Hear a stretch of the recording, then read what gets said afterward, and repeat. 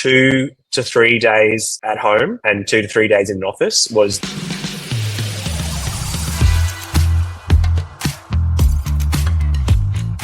Welcome to Sales Bites, our snack-sized version of the Redefining Sales podcast.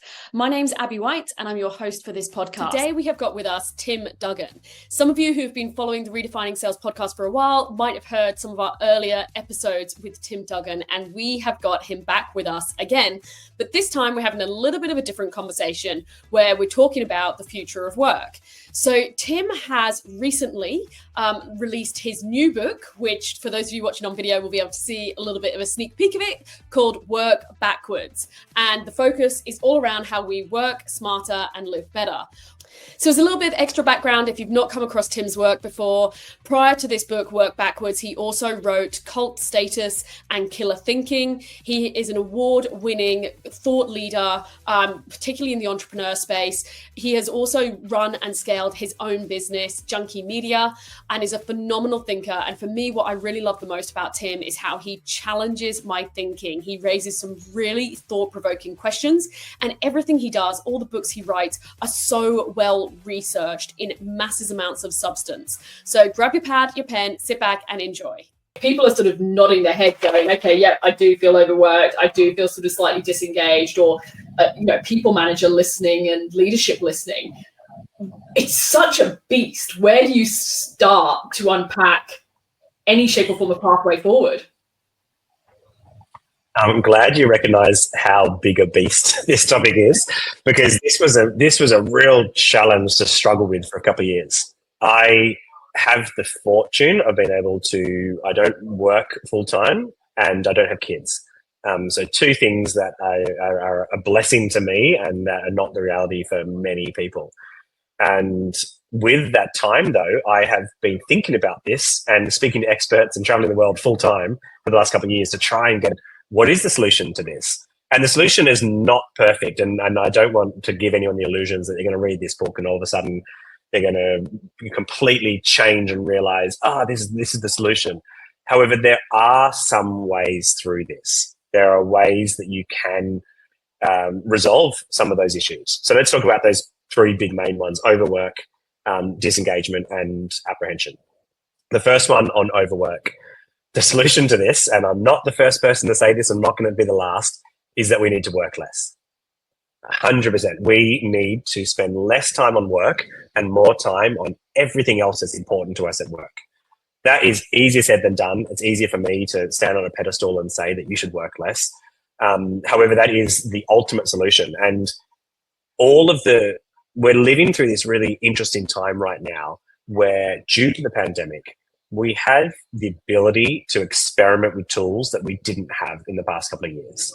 So things like 4-day work weeks, things like 9-day fortnights, things like hybrid working, remote, all of these are tools, not perfect, but they're tools that we can use in order to ideally figure out how we can work less and spend more time on everything else in our life that's way more important than work. So the solution to overwork, I know it's very simplistic to say, is to work less. And the book goes into a hell of a lot of detail in that, and we can get into some more of that later. Around disengagement, you don't need to find your calling at work. I think sometimes in a lot of the management texts I've read whilst researching this book, they talk about there's 3 types of work. There's a job, a career, and a calling. And often when that's spoken about in textbooks, it's written like a triangle with a job at the bottom, which is where you work for money, a career where you work for advancement and skills and to learn new things, and then a calling where you work for a higher purpose. And it's often written in a triangle as though what you're trying to do is progress from the bottom to the top. And I think that was complete bullshit. When I read that, I realized that people shouldn't have to be thinking, I want to have it. That's not how we approach work. What we do need is to really understand what meaning that we find at work. It needs to be some kind of meaning. It doesn't need to be the be all and end all, just needs to be some kind of meaning at work. And we also need to really recognize what meaning we find outside work, because it's balancing those two things are really important.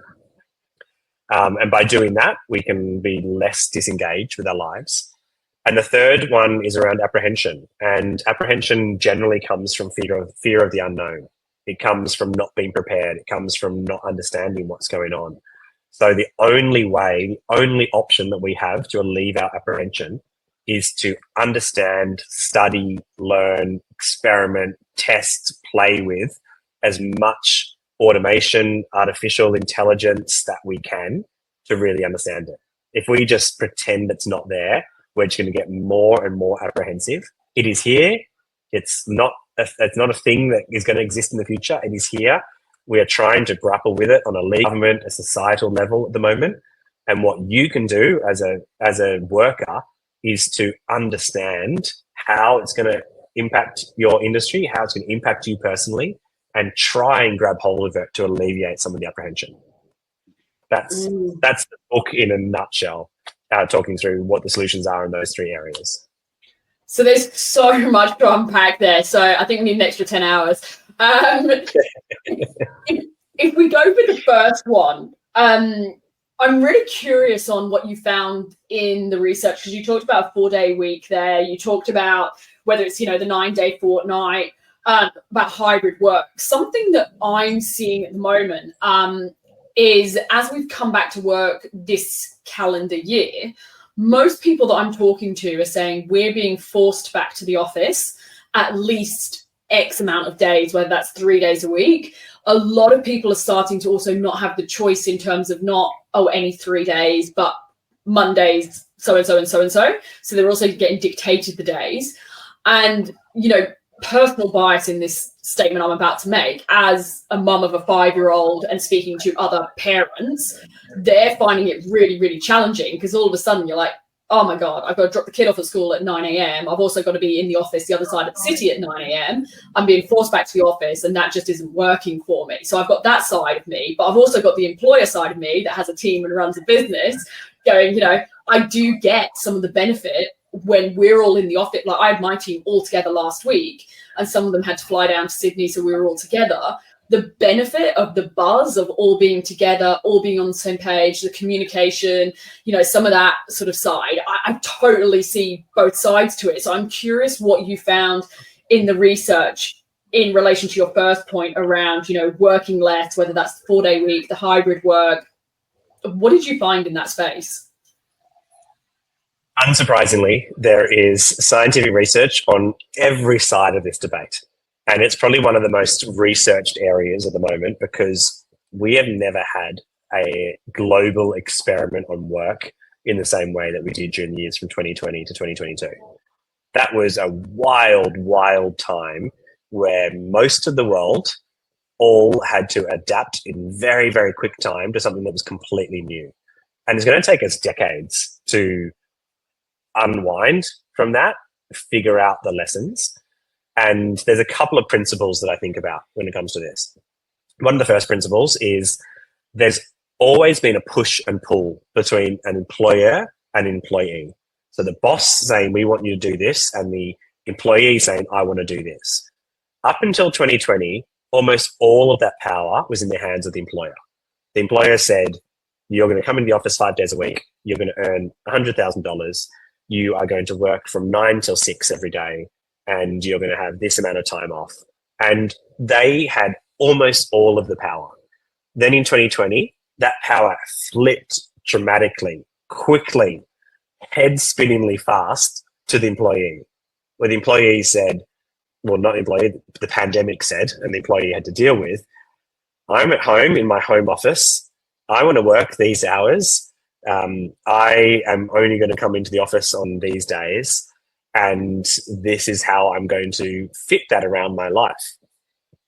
That, here it also is important to note that we're talking about professional workers here in particular, because white collar workers, because blue collar workers had some of this change, but not all of it. So I think it's important that when we're talking about office workers here, not only in the book, I speak to lots of non-office workers, because I think it's really important to also make sure that we take into account the entire workforce. But that push and pull then, since 2020, has been going back and forth, and it's been intense. Some companies saying back in the office 5 days a week, some companies saying we're going to be 100% remote, you never have to come into the office, and everyone's somewhere in the middle. And I think that tension point is healthy because it's the first time we've actually had the ability to have this tension point. If you asked your boss in 2019 that you wanted to work at home 3 days a week and only come into the office on 2 days, you probably wouldn't have had a job by the end of 2019. Whereas now that is a conversation that's happening. So I think it's no surprise that we are having this debate, and it's going to go on for a very long time. All of the research that I found a couple of things, and we're talking about hybrid work and remote work and flexible working. So in terms of hybrid working, it found that doing 5 days in an office is generally not the best way for most people to work. Doing 5 days remotely is also generally not the best place for most people to work. And that comes as a shock to when we've spent the last 60 years or longer working in an office 5 days a week, or offices were kind of certainly open plan offices were an invention of the 18th and 19th century. And we have been working in an office for almost all of that time. And that's been the only option available to us. Most of the research said that somewhere between 2 to 3 days at home and 2 to 3 days in an office was the sweet spot for most people. In a lot of companies, that has settled into being a Monday and Friday at home and Tuesday to Thursday in the office, but that's not standard by any stretch.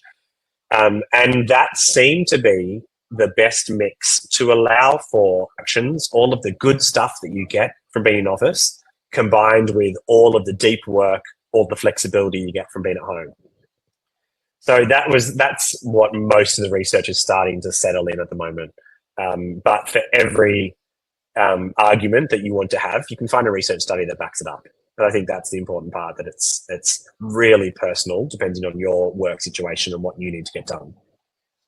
Yeah, I went to an Adam Grant event a couple of weeks ago, and he was saying pretty much the same thing around that middle ground being that 2 to 3 days. And in the work and the studies he'd done had been very, very, very similar. So I want to move to the next point where you said about meaning at work.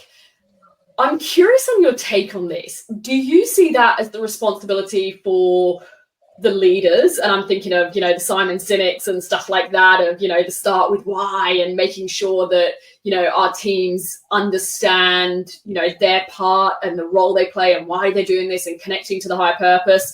Or do you also see it as with the employee, how are they finding meaning in the work that they're doing, and how is it meaningful to them on a personal level? So, where does the responsibility and the onus sit between the employee and the leader in terms of finding meaning at work?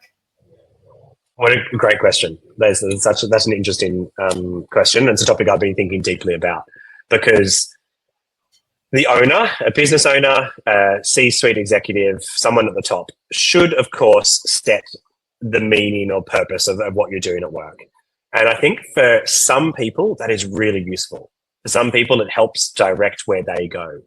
However, ultimately, the responsibility for where you find meaning at work is up to you. It's no one else's responsibility. And for some people, that might align with what your boss says. It might align with the company mission, and you really understand it and you really deeply believe it and it gives you meaning. Most people, meaning at work is a lot more personal than that. Meaning at work, generally, it can be broken up into a couple of different categories. But one way that some researchers have broken up into is thinking about what meaning do I find from my tasks, my relationships, or the cognitive way of thinking about work. So generally, the cognitive way of thinking about work is where it might align with what a boss says or what an owner says, that I'm working for this company because I really believe that it's trying to make the world a better place. That's kind of how I cognitively think about how I frame work. But tasks and relationships are two other areas that are really important, that people can find meaning in particular tasks and can find meaning also in particular relationships. And that is so personal, because sometimes it might just be the meaning I get from work is that I love working with my coworkers. I hate what I do. I hate having to do 90% of that, but my goodness, I really enjoy working with John and Jenny. And when I do that, I get from work is that we get to have a bit of fun whilst we do something that's completely mind-numbing. That's okay. That is finding some meaning at work. It makes it more likely that you're going to get out of bed in the morning and find it enjoyable to turn up to work. And I think as long as you as the employee can find something within any of those three areas, that is better than a lot of people who at the moment are finding nothing in any areas. I hope you enjoyed that conversation with Tim as much as I did. If you want to connect with Tim, all of the links to check out Tim's work, his books, his socials, it's all in the show notes. You'll find everything there pointing you in Tim's direction. And of course, we've also got links if you would like to connect with us on socials and follow along on our journey too.